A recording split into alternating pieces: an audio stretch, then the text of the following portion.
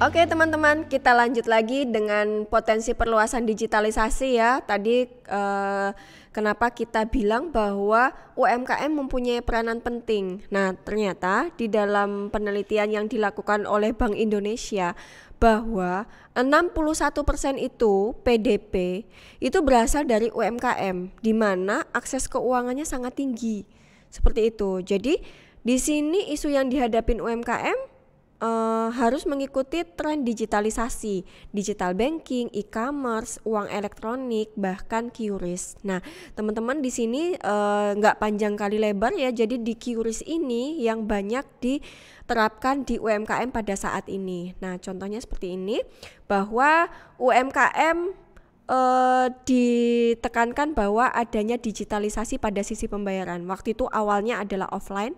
Ya, offline, kemudian sekarang e-commerce ini, kemudian dia sudah merambah menggunakan QRIS. Jadi QRIS itu benar-benar tanpa tatap muka. Nah, ini ya, mungkin teman-teman sudah lihat dan familiar sekali di mana-mana menggunakan ini atau belum pernah menggunakan. Nah, makanya coba digunakan, nanti kita lihat bagaimana sih tahap penggunaan QRIS.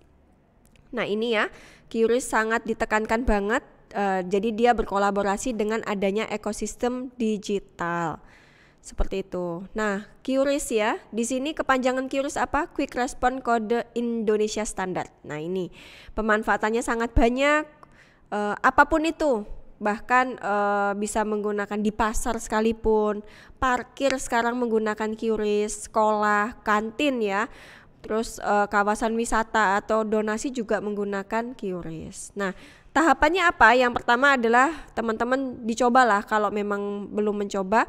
Yang pertama adalah menggunakan scan QRIS, kemudian periksa namanya ya, sesuai enggak UMKM-nya.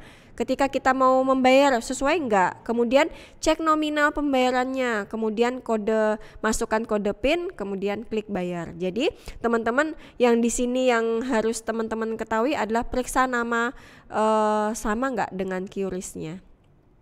Nah, ini, jadi teman-teman nanti kalau misalnya menggunakan QRIS ya, itu ada biaya administrasinya 0,7%. Jadi perbankan ada yang menerapkan 0,7%. Jadi nanti akan dijelaskan ya, ketika transaksi itu dilakukan maka akan berproses dulu. Jadi kalau kita punya UMKM, ketika kita membayar QRIS itu tidak langsung masuk ke rekening kita yang sebagai UMKM, tetapi dia melalui proses dulu di perbankan seperti itu. Jadi dipotong 0,7% administrasi.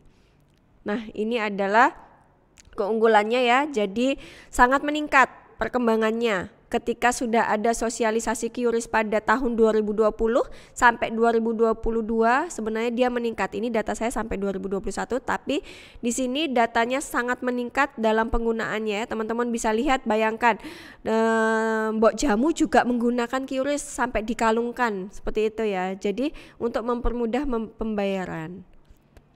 Nah, di sini ya inti dari dua ekosistem ini yang menjadi rebutan di bank digital itu apa? Bahwa platform berbentuk marketplace ya, yang memiliki basis merchant dan pengguna melimpah. Jadi itu sangat berprospek ya. Contohnya tadi ada banyak banget aplikasi GoFood, terus GoPay, Gojek kayak gitu ya, GrabFood ya, Shopee Food, bahkan sekarang itu adalah prospek untuk tetap perkembangan ekosistem digital. Kemudian yang kedua adalah bagaimana caranya perkembangan UMKM menggunakan kasir digital, pembukuan arus kas. Sekarang kan UMKM banyak sekali aplikasi yang memfasilitasi para UMKM dalam menggunakan dompet digital misalnya. Kemudian sekarang ada bukuwarung.com misalnya kayak gitu. Jadi berlomba-lombalah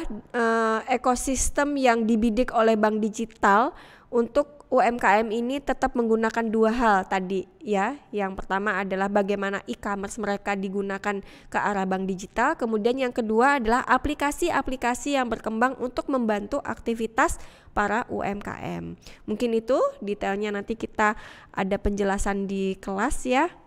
Tapi teman-teman harus menggarisbawahi bahwa Pentingnya ekosistem ya, ekosistem digital banking di Indonesia, baik itu diterapkan secara umum maupun spesifik lagi di UMKM, karena UMKM memang yang memegang peranan penting dalam perekonomian di Indonesia. Terima kasih. Wassalamualaikum warahmatullahi wabarakatuh.